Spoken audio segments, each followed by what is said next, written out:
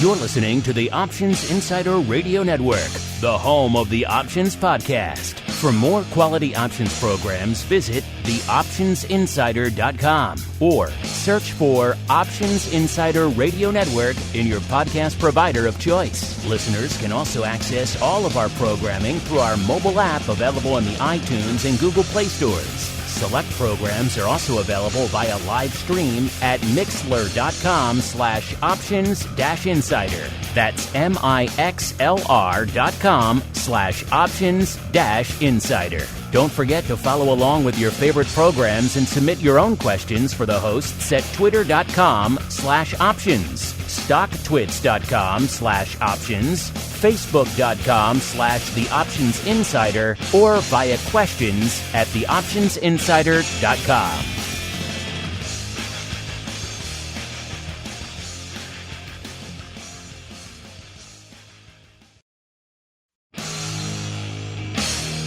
And now, it's time for the show that breaks down the options market. From unusual activity alerts to market analysis, strategy overviews, listener questions, and much more. If it involves puts and calls, then our all-star panel will break it down. It's time to hit the Option Block with your host, Mark Longo from the Options Insider Media Group, and co-hosts Uncle Mike TOSAW from RCM Asset Management, Andrew the Rock Lobster GIOVINAZZI from OptionFit.com, and Mark the Greasy Meatball Sebastian from OptionFit.com. The Option Block is brought to you by Fidelity Investments. Fidelity's Option Trade Builder tool can help you confidently build an options trade in 3 simple steps. Just choose a strategy, select a contract, and then review the benefits and risks of the trade. Learn more about Option Trade Builder at fidelity.com/options. Options trading entails significant risk and is not appropriate for all investors. Certain complex option strategies carry additional risk. Before trading options, contact Fidelity Investments by calling 800-544-5115 to receive a copy of the characteristics and risks of standardized options. Fidelity Brokerage Services, LLC, member NYSE SIPC. And now, get ready to hit the Option Block.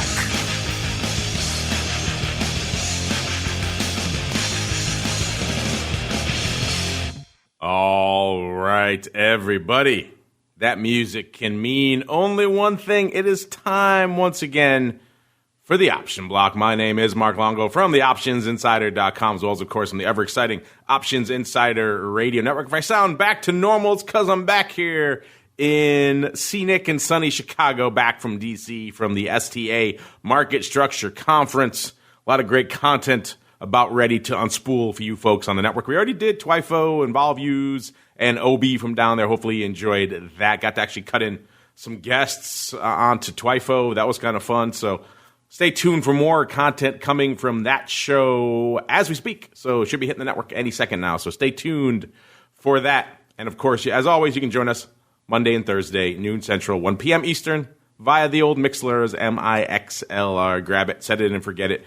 Grab that link, and you're off to the races. You know what else is off to the races? Our show. Let's get my panel going here to join me on the old program. Let's start. He's back once again, holding down the Fidelity hot seat. The last emperor himself, Mr. Konstantin VRANDOPULO from the Active Trader Strategy Desk over there at Fidelity. You know, Mr. Last Emperor, I do believe you promised a rare dual appearance last week, and it was not to be. What happened, sir? I certainly did. Guys, I apologize. Was a little bit of a toss-up, I guess, from the perspective of other guys getting a little jealous of me doing 3 in a row. So Colin stepped up. I definitely didn't want to be pressing my luck there against other colleagues of mine, esteemed colleagues, I should say. Deeply esteemed. Because nobody else could do Monday. I'm here today. There we go. Holding down the hot seat yet again. And also joining us, I believe, what do we say it should be? It should be the cold lobster, Mr. Andrew Giovinazzi from OptionPit.com by way of Carmen Line Capital. Mr. Cold Lobster, how go things in your neck of the woods, sir? You mean cold northern Maine lobster? Something like that. Not being a lobster guy myself, I'm not sure. Fall is here. I'm just saying it usually arrives on the button around like September 29th or 28th. And it becomes starting like you can feel the old man winter is coming already. So, I mean, we'll have a couple of nice days in October, sunny, nice. But, so anyway, the water is starting to look cold and scary, but good for lobsters. There you go, sir. Yeah, you wouldn't know. Last week in D.C., it was like 93 degrees in D.C. all week. So, yeah, fall comes in with a whimper, I guess, this year. And also coming in with a whimper, really, we hope not. We hope it comes in with a roar. I guess we'll find out. He is Uncle Mike TOSAW from St. Charles Wealth Management. Uncle Mike, welcome back to the show, sir. How are you doing? Is it a whimper or a roar kind of day, sir? I'm a Missouri Southern Lion. You darn well bet it's going to be a roar. All right. I like it then. We're roaring as we keep on rolling right on into the trading block. It's time to break down the latest topics, trades, and trends in the world of options. It's time for the trading block. All right, everybody. Let's see what we got after a weird week. I think that's the best way to describe what the heck was happening last week. Of course, you saw that big sell-off last Wednesday, one of the largest we've seen since pretty much the end of August, about the 23rd or so. So that was over a month, in change in a relatively turbulent period in the marketplace. So that meant something. We saw VIX cash popping back up over the 20 handle, got up to around 21.5 or so, I believe. And things were topsy-turvy. Then towards the latter portion of the week, it was all roses. Everything was rally-ho mode yet again. All was right with the world. Vol came and it went. And it's today, coming into today's show, it is kind of mixed. We were kind of mixed on the day. It seems like things are trending to the south here now a little bit. The Dow and the S&P both off about 0.1%. Not a ton, but more than they were right before showtime here. So maybe the worm turning a wee little bit. We'll have to wait and see. NASDAQ is literally unched on the day, so we'll have to wait a little bit longer there. Gold off a little bit, about 0.5%. And crude oil, after having been drubbed, I think is a technical term, still well shy of 55. WTI at about 53.60, so up about 1.5% or about 80 cents today. But I think we've proven already out there in the crude oil market that the crude market doesn't care about what's going on in the Middle East or anywhere else these days. It's kind of a weird beast out there in the crude. It dances to the beat of its own drum, just like Uncle Mike. Let's see what's trading out here in the broad markets coming into showtime here. Decently active day. We're seeing, by the way, our old friend VIX Cash, of course, at about a 17. It kind of bottomed out right around that, close to that. Actually, 17, I believe, was pretty much the bottom of the day, about 17.02. Then it has turned from that up to about 17.15 or so. Right now, it puts it down close to 3 handles from where it was last show. Our old friend VVIX also off a bit, about 96.5. So still elevated, still threatening that triple-digit level, but not quite to the frothy, surging beast it was this time last week. And our old friend VXX giving up a little bit of the ghost. VXX at 24, down about 2 handles from last show. Let's go back around the horn the way we came. I should say the opposite of the way we came. Let's mix it up a little bit. Let's go out to Uncle Mike first. Uncle Mike, sir, what is lighting up your tape in this roaring type of market? The roaring type of market. Well, ultimately, it's a market. This would be a nice day trading market today, in that we opened down, we're going back up, and there's a lot of movement. But ultimately, the S&P is down 4 points. We really don't have a lot of movement from the close on Friday. I mean, we have had a lot of ups and downs, but we're kind of in the same spot. I think that we had a really nice rally on Friday. And it's one where the 3,000 magnet is coming again, in that we went down a little bit. And I think that 3,000 is not saying we're going to go up or go down, or I guess I give you my 50% guarantee that I always do. But I think 3,000 is a key number, and that we're coming back to it right now, or at least we're being drawn towards it from the pullback that we had. We did have the big one, a bigger pullback last week, but it does appear that we are coming back towards it. I'm going to talk a little bit more about this in the strategy block, if possible, if not today, another day, but just the importance of managing risk when we have a lot of choppiness like we've had in the marketplace over the course of the last couple of weeks when you're selling premium. That's something that's very important.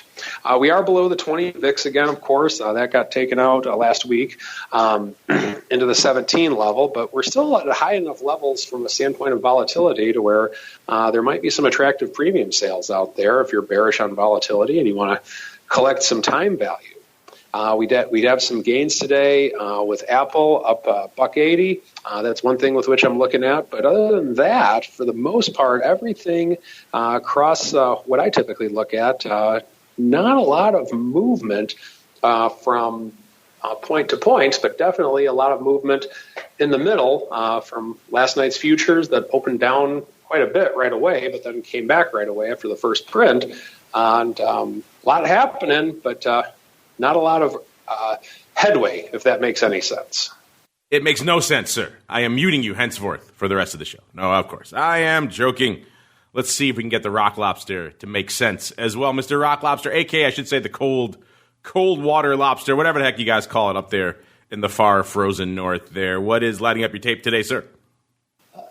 Cold water lobster does not sound as catchy as rock lobster. Definitely not. But I've done you a favor there, sir. You should blame the last emperor trying to sully your good nickname. I am so sorry for casting that shadow. It was just a question, that I had. But I agree with you. Rock lobster does sound a lot more. It's got more oomph to it. Now it's out there. Whenever I say rock lobster, cold water lobster is always lingering in the back of my mind now. It's sullied forever, sir. That's part of being a guest host on the show, Konstantin. You get to if you don't spend a little time messing with Longo, it really isn't worth the fun of being on the show. You have to be able to toss something on them every once in a while. Cold. But anyway, VIX. I think it feels like vol is coming in. For people that follow volatility or markets. So I start pricing an iron condor to sell in the morning, and I want to see where the pricing is by midday. And so far, the bid is just kind of slowly going away relative to where we closed on Friday. So it feels like the bid for vol is starting to subside. That would be, even though VIX is up a little for the day, I think because of the weekend, effect, it's actually not down, at least as of right now, as of showtime. I guess, but Overby's still trying to claim his VIX number, right, for the settle on. I'm sure he'll come back to me if we pop again this week, and he'll be like, I meant it for 2 weeks. But there's Chinese buying soybeans. That's all everybody needs. They just need the Chinese to buy a couple $1 billion worth of soybeans, and all's right with the world. It doesn't sound like there's any new tweets this weekend, besides withdrawing from Turkey, stuff like that. I don't know if it's causing a lot of headline headaches, but for now, I think we're at this, like TOSAW said, this 3,000 level. We need some good news to make new highs, and low unemployment's pretty good news. Although you would never hear that from the media, you would never know, So I think, part of this is, people start to believe bad news after a while, even though a lot of the news is good. And, stocks kind of, I don't think they're extremely as high priced as they've been in the past. We've seen that. They're not, I don't think they're cheap, probably somewhere in the middle. But I think at this point, we need a reason to rally. They can cut rates a little more, but not too much more.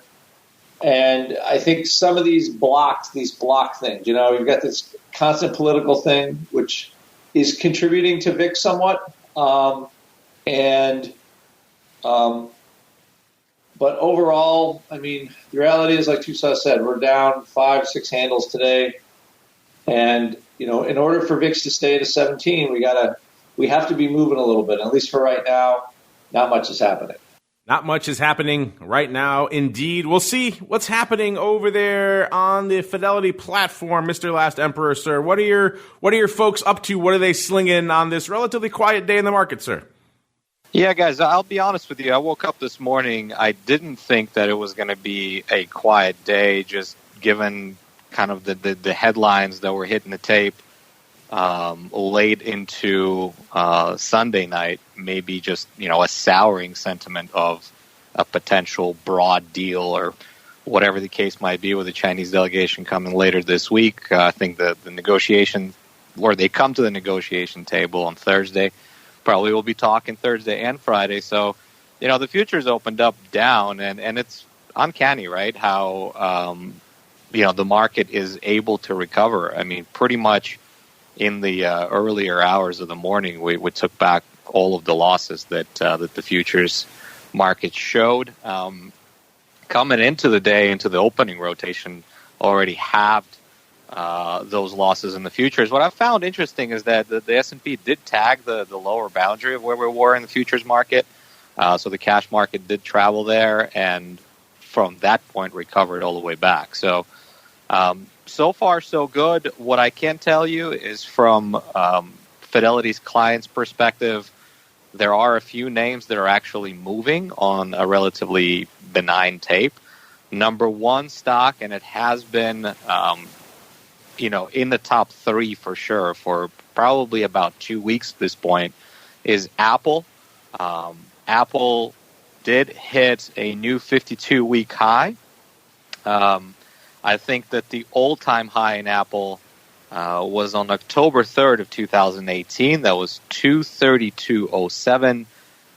Today, intraday, we hit a 52-week high. So that's probably a good number, right? 229.57 being that number.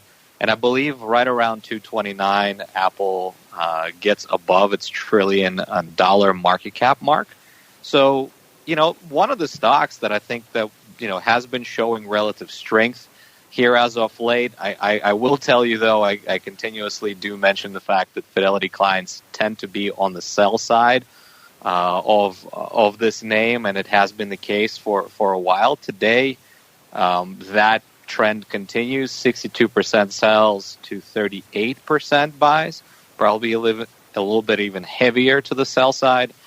Stock was up around 1% on the day, though, started really moving last week on the news of potential increases in iPhone sales and the demand for them in general.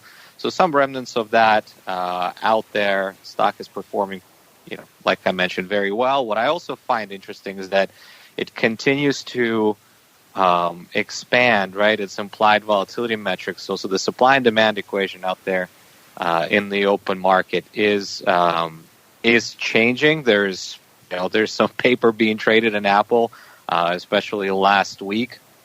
We saw some serious paper in the monthlies out there in November. But a few things. There's probably going to be some back and forth between analysts. I did see, I think it was Nomura today, obviously an investment bank that a lot of gains or gets a lot of foreign exposure, especially, raising its price target from 185 to 205 and reiterating basically neutral. And I find that interesting because, if you had a 185 12-month price target for quite some time, now that the stock is at 230, you're raising it 205. Again, maybe, didn't really pan out, I guess, for maybe a more neutral view on it, at least so far. The stock price has proven that particular investment bank or investment analyst wrong. The second name that I wanted to talk about that has been off the radar for quite some time is NVIDIA. So NVIDIA today is up 1.6%.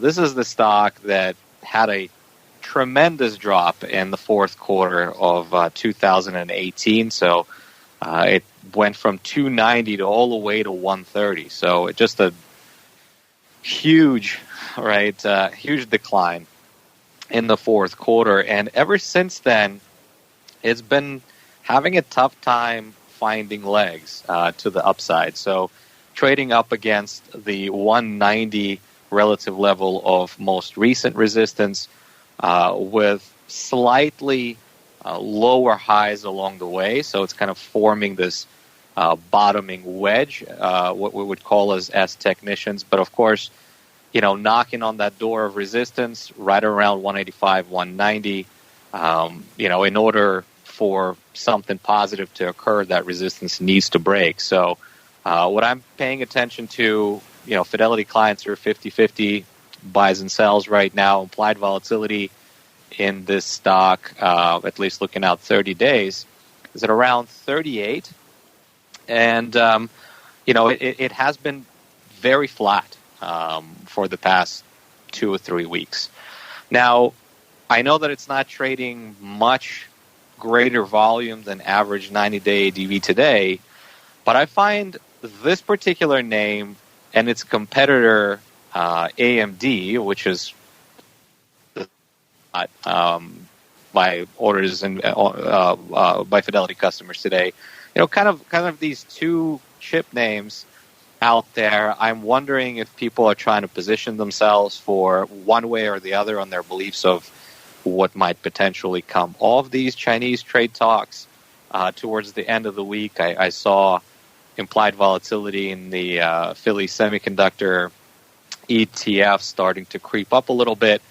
AMD being the largest competitor of NVIDIA has actually performed quite well. So if you look at a 2-year chart of AMD, it was just going into last earnings in July, on July 30th, was basically trading at a new high. Has pulled back some since then, but hung in there a lot better than NVIDIA has. AMD, similarly, I would say, by Fidelity customers, 50-50 with rising implied volatility. So those are a couple of names that have been kind of missing. I know that AMD generally does quite a bit in options volume as well. But I figured, that battle, the comparison between NVIDIA and AMD might be back on our radars here for the near future. The last one that I find interesting, I do believe that there was an analyst upgrade this morning on this name, is Uber. Uber is moving 2.4% to the upside, trading at $30.38 right now.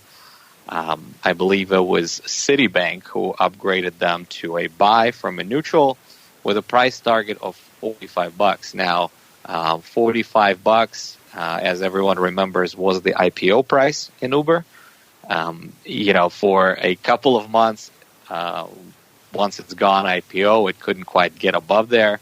I think it eventually did, looking at a chart here quickly, back in July, peaked above that 45 level for a couple of days, fell right back into range, traded sideways, and then just collapsed. So losing 34% of market cap since going public, at least since the IPO price, has been obviously pretty devastating for a lot of investors. So now that Citi, upgrades it to a buy going into this new earnings cycle with a 45 price target, I find it interesting that they kind of see maybe value there where it initially went public a few quarters ago. In terms of Fidelity clients, looks like 52% buys to 48% sells right now, and it is pretty active by our customers today. Again, bucking the tape, up 2.4%. That sums it up for us, guys. Thank you for that, sir. Let's see what sums it up for the rest of the options market here, what you guys are up to, what you're slinging, what's moving and shaking out there. Let's start in the broad indices. A decent day, all things considered, out there on the street, even though it was looking kind of quiet. We're seeing the VIX a little bit shy of 250,000 contracts. That puts it a little bit less than half of its ADV. So maybe on track to hit its ADV today, even though I'd probably be surprised unless this worm turning narrative continues. SPY at about 1.5 million, the ADV about 3.25 million, so a little bit shy, but close to half of its ADV as well. S at about 525,000, the ADV about almost 1.5 million, so a little light there. The Q's 212,000, the ADV nearly 700K, so also light out in NASDAQ land, and that's not surprising. NASDAQ was unched coming into showtime. And the Russell at 181,000, the ADV about 530,000, so a little light there as well. Also light on the top 10s. Doesn't take a heck of a lot to break into the top 10 on the individual equity options today. Number 10 is our old friend RIG, which think we'll be talking about them in a little bit, and I think I know why they're in the top 10. We'll be getting to that in a little bit as well. It only takes $80K to make it into the top 10 today with Rig number 10. Number 9, Microsoft, $81,000. Taking the number 9 spot. Number 8, Facebook, $87,000. Number 7, Netflix, $90,000. Number 6, good old Roku, $94K. Number 5, NVIDIA, $98K. Number 4, AMD. I'm hearing a bit of an echo from what Konstantin was just saying a few minutes ago. AMD at $120,000. Number 3, Tesla, $126. Number 2, good old Baba back up there. Number 2, $128,000. And then once again, pulling away from the pack, just crushing everybody else. Apple, $362,000.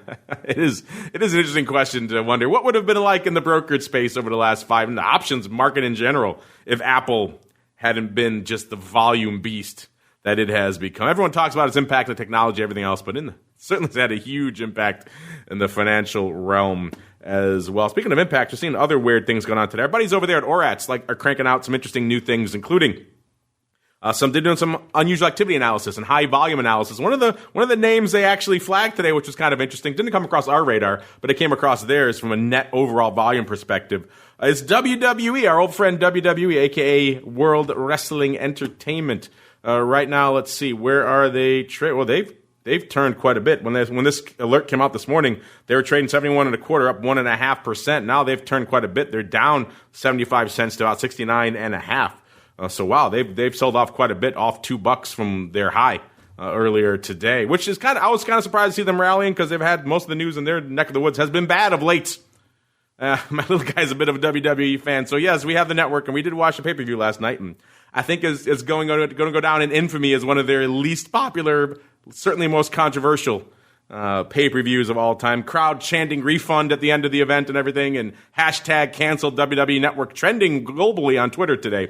I don't think that was a good one for them, and yet it was call volume that was leading the dance. 5,533 calls up there for a call-to-put ratio of 250.2 to 1. Wow. That's pretty aggressive. Most of the love was out there on the Nove 70 calls. So go figure. People had some upside love. Maybe they're using it as a chance to overwrite out there. I don't know. Either way, interesting stuff out there for WWE as the worm appears to be turning out there. And then, our show is turning because it's time for us to turn right on into the Odd Block.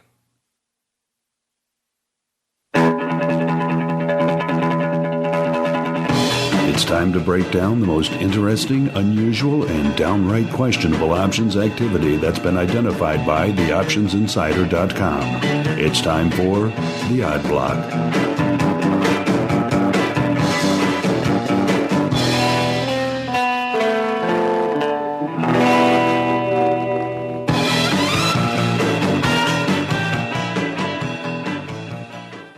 All right, that bit of funky tunage means it's time to get funky on the show with the Odd Block. And let's kick it off. Remember I said, pay attention, remember that name, Rig, because we're coming back to it. Well, we're already there. Yeah, we're kicking it off here. The big print out here today in single names, at least from an Odd Block perspective. It's going up out here in Rig, a.k.a. Transocean Limited, a.k.a. the world's second largest offshore drilling contractor, based in Switzerland, if you're curious where they're headquartered these days. They have offices in 20 countries, if you'd like to know. This is an interesting name, trading 4.25 today, so pretty cheap out there, up about 3 cents, so effectively unched on the day. Not a huge mover today. Over the course of the last year, they've seen, shall we say, some downside. A year ago, they were trading about $14, so they're well shy of that now. And they sold off pretty hard back in the nadir of the market. They sold off pretty quickly. From October of last year of 14, they got down to 6.5 by about Christmas Eve of last year. Then they kind of rallied up to about $8-9, kind of stayed in that range for a while, and they started selling off again back in May. They hit $9.65. That was their high back in April, and then they kind of just turned around from there. They were trading 5.5 by June, and then they hit $3.86 actually, so lower than they are now. Back in August, actually their low of the year is $3.76, which came around that late to mid-August timeframe. They kind of rallied again recently up to 6.5 again. So they've been moving, and right now at about 4.25 coming into showtime. So a very volatile, very turbulent name. Also kind of relates back to what we were just talking about earlier on last show, I believe, with cheap names, cheap options, and why we don't like them. Let's see what's up here today. Someone certainly likes them today to the tune of 30,000 of the May 3 puts going up for 50 cents on the offer. They were 47 at 50. Someone just gobbling all that up over there on our friends, the MIAX over there, opening up over there. So size love for puts, but that wasn't it. They weren't done. Coming into showtime, there were nearly 50,000, about 49,000 and change had gone up so far on the day. So somebody, Mr. Rock Lobster, deciding to draw a large protective line in the sand this time at the 3 strike. It's a good thing our friend the Viceroy is not on the program today with us, because I have a feeling, my spidey sense is telling me I don't think the Viceroy would like this one. 50 cents to protect yourself out to May in a $3, or actually, sorry, $4.25 stock now. Mr. Rock Lobster, do you have more of a favorable view of this one than the Viceroy probably would?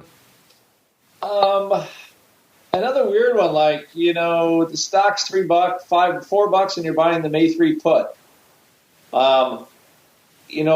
This rig is one of those, all of the offshore, the whole offshore drilling industry never recovered from that oil drop from $100 a barrel to where we are now at 50, 55, $54. Like the stock never recovered. It was like $80 or $90 stock, I think, and just it used to be a fun thing to trade, and now it's just kind of dead. I'm not sure why you would buy those puts. Like, what, you're buying a 50-cent put so you can make $2.50 if it goes into bankruptcy, and even then, even when the stocks are in bankruptcy, they're usually, they're $1 for a while. So, I mean, I guess you can, make a case for buying them, but it doesn't look like a very appetizing way unless you're totally sure that rig is going to go to zero, I guess. That would be the only thing I could think of. But it's not a lot of room, buying those puts for 50 cents. Yeah. To make any money. Yeah, you only get till May even with that. You don't even get like a year or something on that. It's just, yeah, that one's a rough one to swallow. Yeah, I'm not sure anyone would buy those as the Rock Lobster. I can kind of concur. Those are pretty meaty. If you're that concerned with rig, obviously people could be, but if you're an executive at that point, you probably can't buy these puts either. So I don't know. It's a weird one. If you're a large underlying holder and you're that concerned about the downside in rig, maybe you should do something else other than waste a significant portion of the stock's remaining value on these puts. Maybe you sell it. Maybe you do other things. maybe you do something against these puts to help offset that cost. But yeah, that's a rough one here to swallow. Let's go see if our next one is a little bit more palatable to the masses. I know you guys love your size premium buying. Let's see if we can find you something else. Next up, we got Equitrans coming up on our Eye of Sauron, ticker symbol ETRN. This is a natural gas company, so a bit of a thematic energy theme, at least to our odd block here. Trading today 14 1/4, off about a dime or so. It's not a huge day for Equitrans either. So both of them having not really size underlying movements either. A year ago they were trading nearly $20, 19.5. So they were a wee bit north of where they are right now.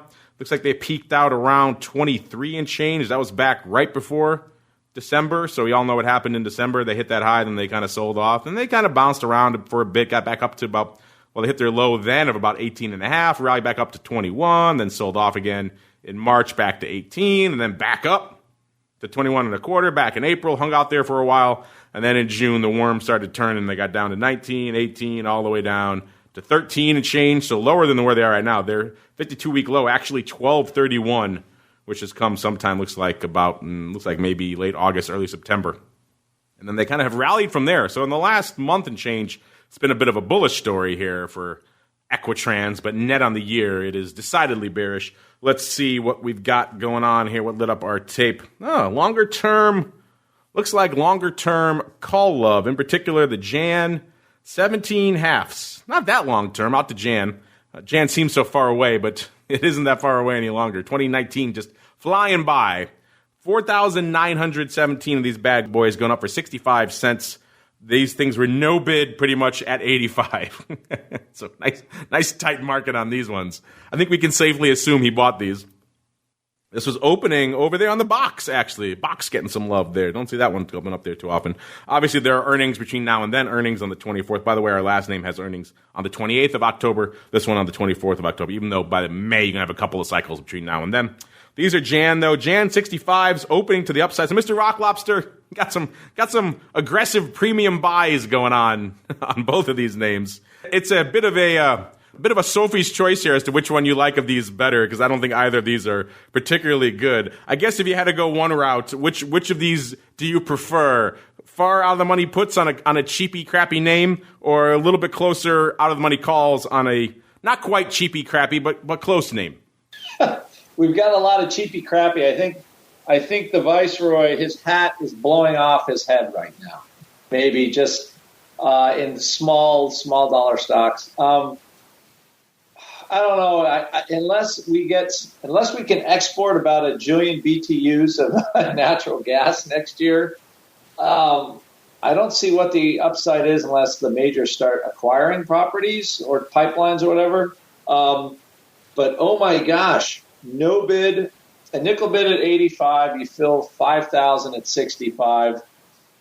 My only assumption is, it does look like they're buying them, but you know as well as I do, most of these pipeline stocks, most of the deal is in,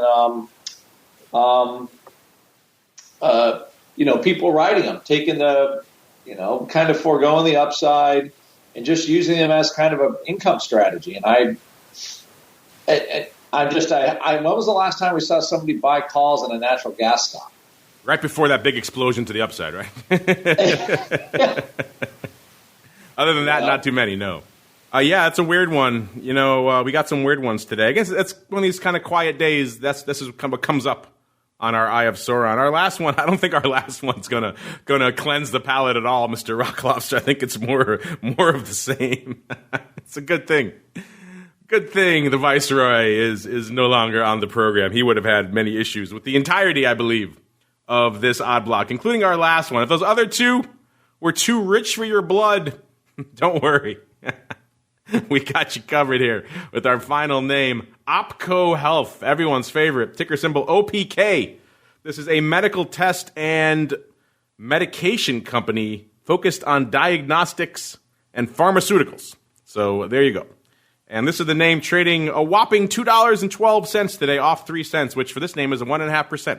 It's a big mover for today. This thing looks like a typical biotech type pharma name, because this freaking chart is just spike and sell off and spike and sell off. A year ago, it was trading about $3.70, got up to nearly $4. It looks like that was around October of last year, so mid-October.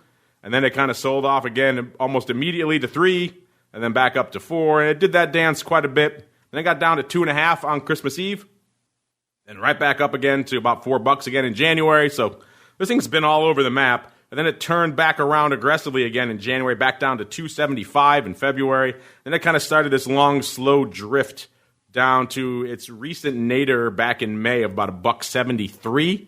So it has rebounded a decent amount from there, almost 50 cents, but not a ton. So this is just a weird one. So let's see what people are actually trading out here, shall we? Oh, it's puts. I thought maybe they were swinging for the fences for the upside. Nope. They're paying through the nose to lock in more protection on a crappy downside $2 name. Yep, 2,765 of the Nove 2 puts. Yes, the 2-strike puts. Got to get that protection there. Paying a whopping 35 cents for those bad boys. So these were 20 at 35. The guy gobbled up the offer to get all of his protection. This is opening on the Philly. This doesn't even get him to May. Doesn't even get him to Jan. This is Nove. These are Nove. And that he wasn't done there. He did more. He did a total of nearly 5,000. So pretty much double that opening print. Mr. Rock Lobster, this is depressing. Find me some nugget of optimism in this print, sir. You know what? You know what this all reminded me of this print?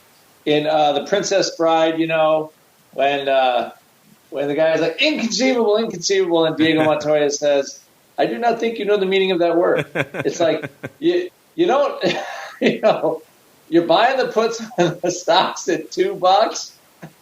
Like, it's going to take some work, man, to make some money on those. So either they know something unbelievable or they are not really thinking how these things work. A lot of times I think sometimes this paper could be strange because, it could be a line in the sand guy, big hedge fund customer, firm takes the other side and buys these junk puts at a decent price, but they'll go out and buy a ton of stock or something and try to do delta neutral or anything like that. But that's when I look at this. I go, oh, you're buying a put when the stock's at zero.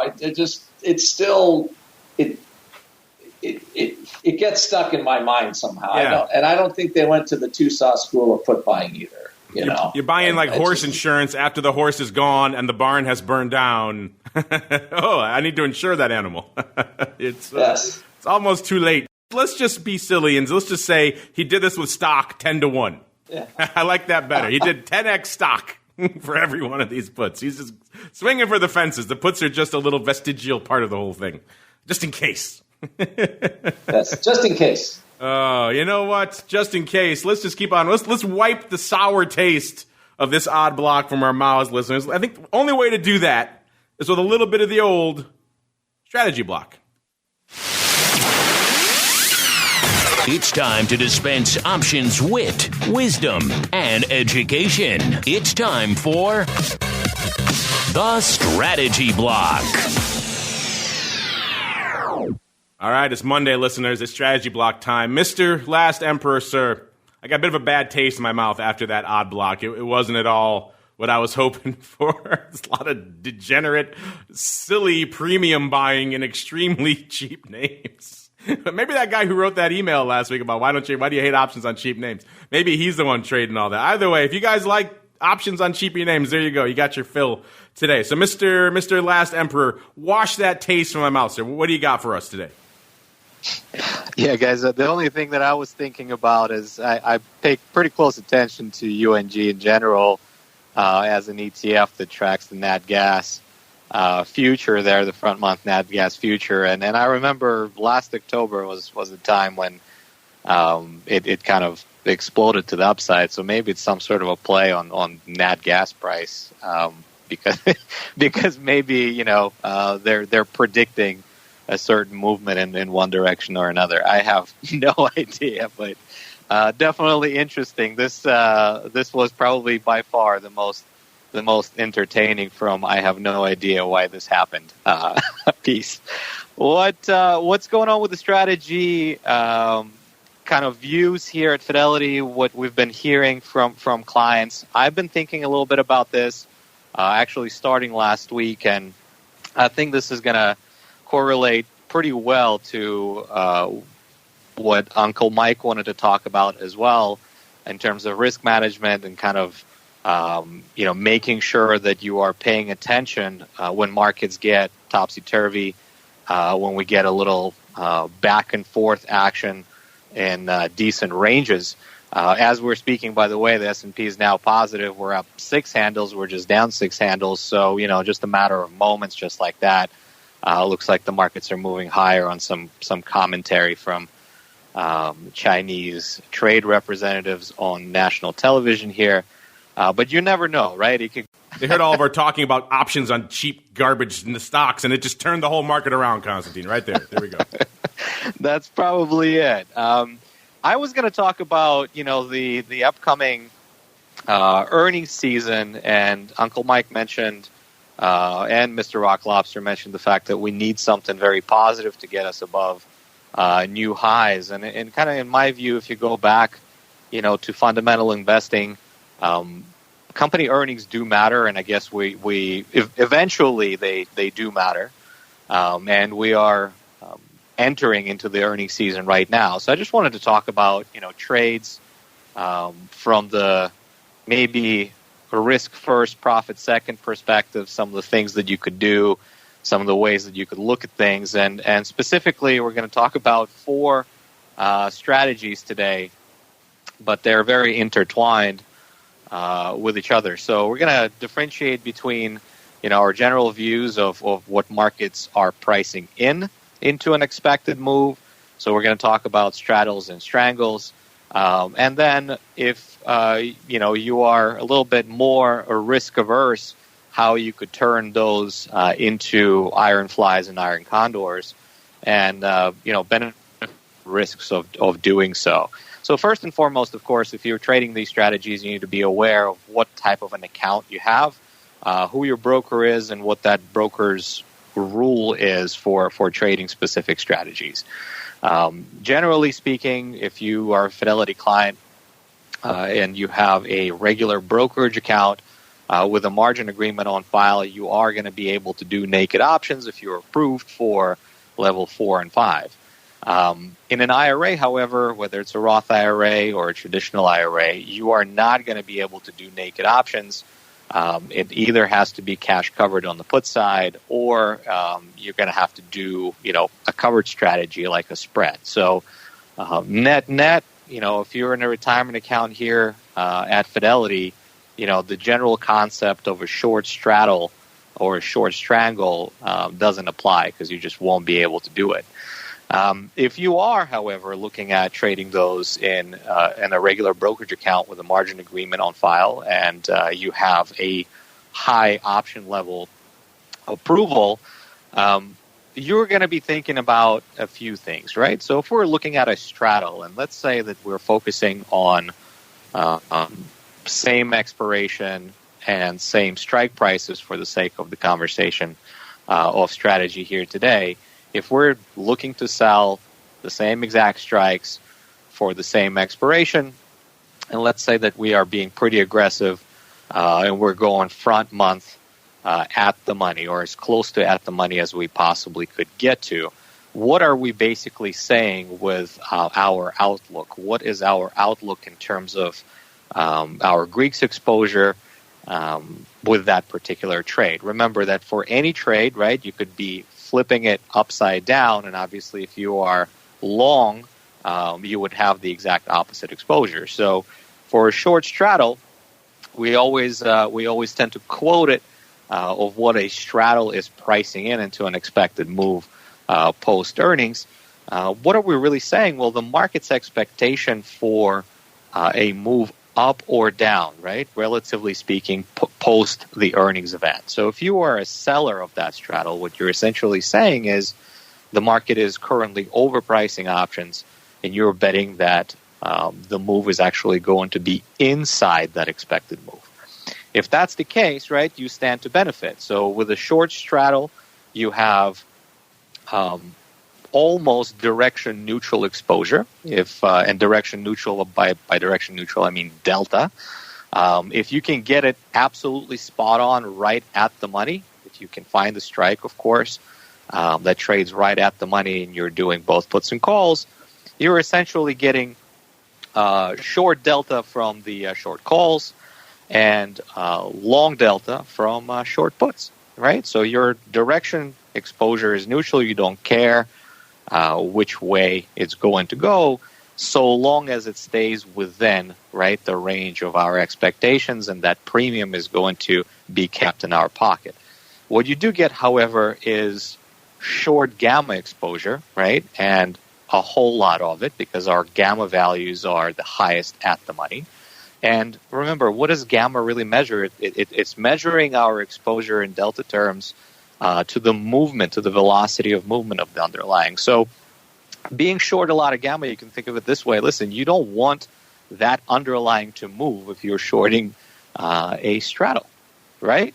You want it to be pat and just moving sideways for as long as possible. That's how you get to realize, right, more and more of that premium.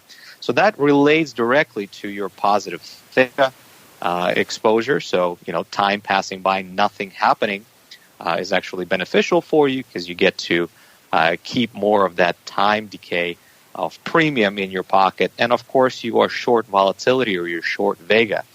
That is speaking directly to the fact that you're betting on the other side of what the market thinks is going to occur. So you're saying whatever is being priced in demand terms and volatility terms is actually overpricing it. So you're short Vega, right? So here is kind of the net Greeks of a short straddle. Of course, a strangle is a very similar strategy from the perspective of your Greeks exposure, but you're doing the wings that you're shorting, or the strikes that you're actually selling are going to be wider. Instead of being very aggressive and going at the money, you're actually giving the stock some room to maneuver within a certain range up and down. So now think about, kind of your exposure from the strangle versus straddle perspective. Well, your gamma numbers are still going to be, negative, but not as negative as they would be for a straddle. So you're kind of eliminating some of that exposure. Why? Because you're giving the stock some room to go up and down between now and expiration. You're still going to be positive theta. You're still going to be negative vega. But those numbers, those exposures, right, are smaller. What I do want to mention is when you're thinking about these strategies, it's important to pay attention to the levels of implied volatility. You want to be paying attention to the implied volatility levels going out 30, 60, and 90 days, making sure that you are paying attention to the implied volatility of the options that you're actually trading those expirations. Paying attention to volatility skew, whether it's horizontal or vertical, is going to be a lot more important once we jump into strangles, iron flies, and iron condors. Now, what do we mean by skew?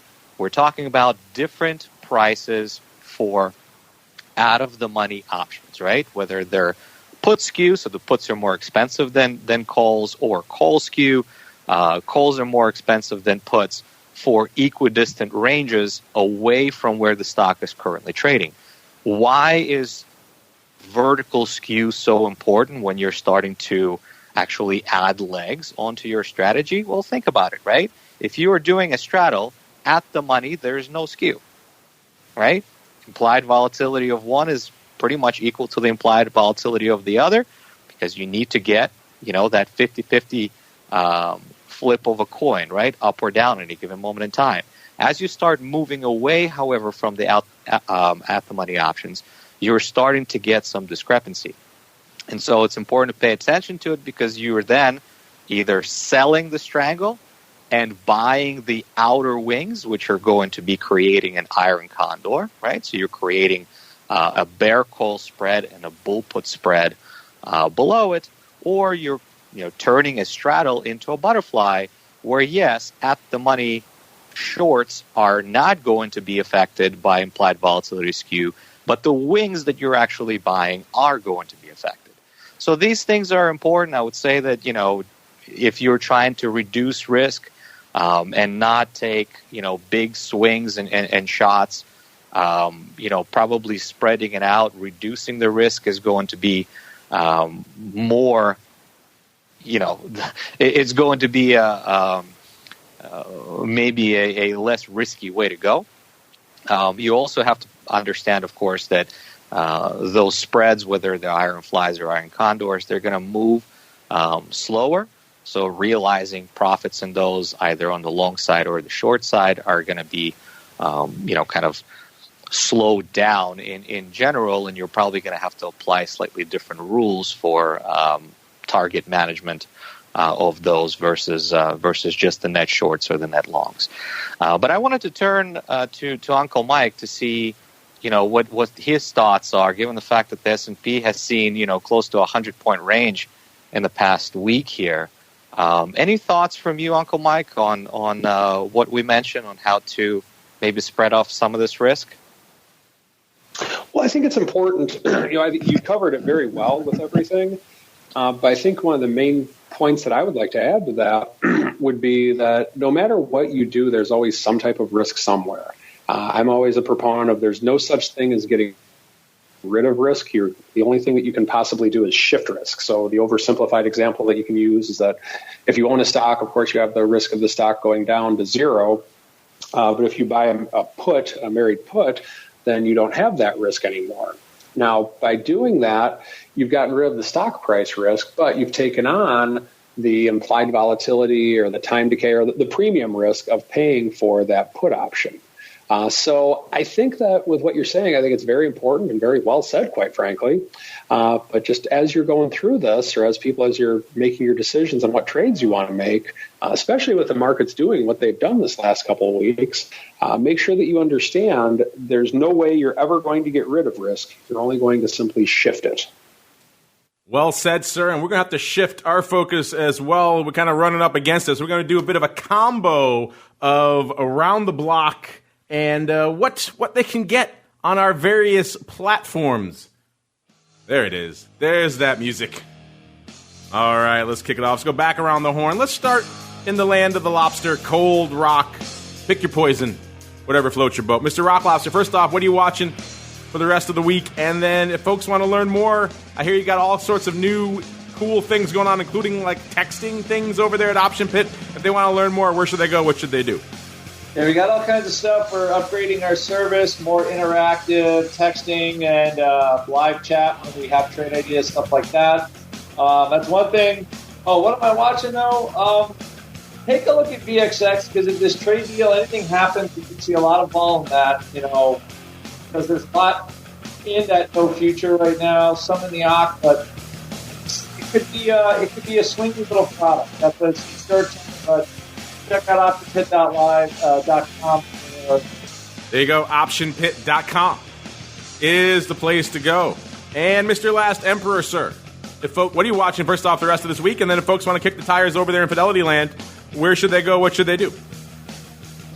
Yeah, definitely action-packed week. Domino's Pizza and Delta Airlines earnings, those are up in the next couple of days. You have Jay Powell speaking Tuesday and Wednesday, so probably some message from him potentially out there through the questions of media. You have FOMC minutes coming out. You have the CPI data coming out. So some market fundamentals economists are going to be chewing over. So plenty of stuff. And then the Chinese delegation come in and starting talks on Thursday, Friday. They're already moving markets, and it's just Monday. So we probably will see more of this in the next few days. If you're interested in discussing any of this, fidelity.com/coaching for some additional day-to-day stuff that we cover. Fidelity.com/options, of course, where you can open an account and apply for options trading. Always can give me a call if you're already a Fidelity client. Be delighted to speak with you. Anything strategy related on the stock side, technicals, or options. Would be glad to cover it with you in the short meeting. There you go. Fidelity.com/options is the place to go. And Uncle Mike, while they're surfing around the web, where should they go to find out more about you? And also, sir, what do you got in store? What are you watching for the rest of the week? stcharleswealth.com is where you can go to find more information on me, who, if you were looking for an advisor who enjoys talking about straddles and strangles and fits them into longer-term strategies, I'm your guy. With that being said, everything to what the Last Emperor and the Coldwater Rock Lobster were saying, along with that 3,000 mark. I think it's a key number in the SPX, and we'll continue to monitor it.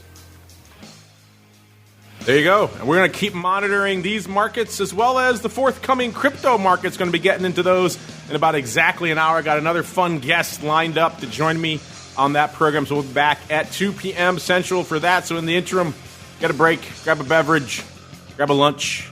We'll be back in about an hour to discuss all things crypto, options, volume, trends, skew. Interesting stuff. Got a former market maker over there from Deribit to break down what's going on the options side over there. Should be fascinating. Otherwise, we'll see you back here throughout the rest of the week for our usual slate of shows. Stay tuned for all that content hitting the network from STA. Should be fun stuff. And then we'll be back here again on Thursday for more of the Option Block.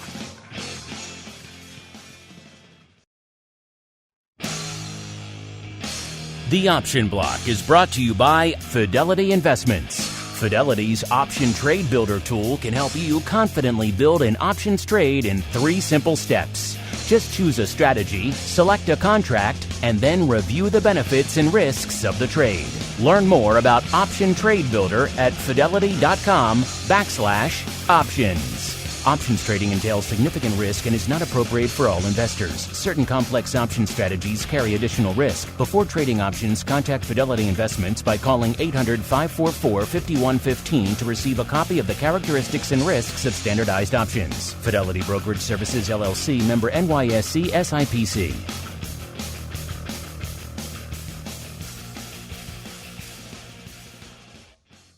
You're listening to the Options Insider Radio Network, the home of the Options Podcast. For more quality options programs, visit theoptionsinsider.com or search for Options Insider Radio Network in your podcast provider of choice. Listeners can also access all of our programming through our mobile app available in the iTunes and Google Play stores. Select programs are also available via live stream at mixlr.com/options-insider. That's mixlr.com/options-insider. Don't forget to follow along with your favorite programs and submit your own questions for the hosts at twitter.com/options, stocktwits.com/options, facebook.com/theoptionsinsider, or via questions at theoptionsinsider.com.